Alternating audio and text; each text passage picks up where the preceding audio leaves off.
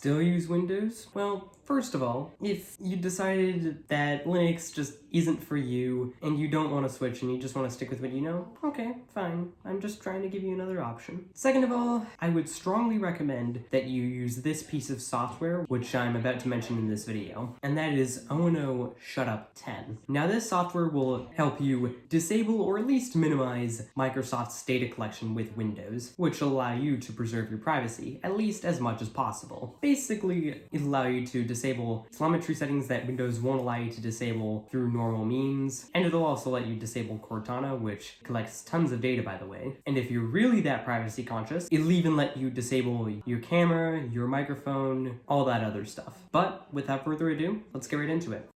Alright, so now the website is oo-software.com/en/shutup10. I'll have that link in the description. But anyway, you just click download right here, and I've actually already got it downloaded. I got it right here in my Windows 10 VM. So what you do when you downloaded that is you just open it up. If user account control prompts you, you just click yes, since it does need to be run as administrator. And you don't even need to install it. It's just a portable application. You just download it, run it, and it opens. So now this application will allow you to change a lot of privacy settings that Windows 10 settings won't let you change. Like, for example, it'll allow you to completely disable telemetry and disable tracking in the web for Microsoft Edge, if you're one of those people that use it for whatever reason. And it'll even let you disable Cortana, among other things that you can't do from Windows settings. Now, it'll even give you recommendations as to what settings you should enable. For a normal Windows 10 user, I'd actually recommend applying at least the recommended settings, and you can do that all with one click by simply going up to Actions, and then apply only the recommended settings. And then once you're done that, you can just close the application and go on your merry way. You may need to restart your computer for the changes to take effect. And you may also want to enable some of the limited settings, so you might want to look through this just to see what settings you can change. Like, you can disable app access to camera and the microphone if you know you won't ever need to use it, if you're really privacy conscious.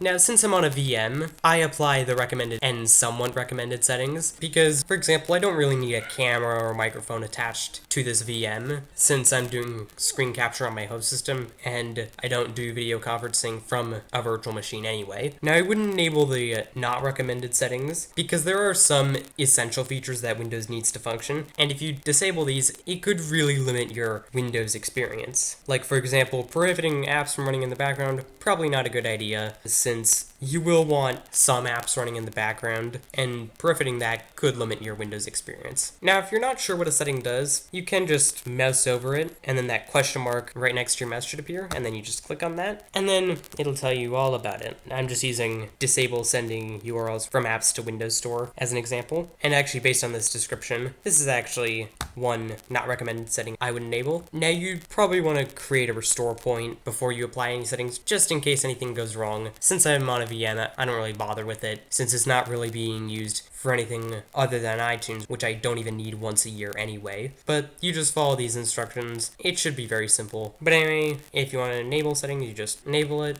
then close it, then confirm closing it. Now, if you do need to restart to apply setting, it'll tell you.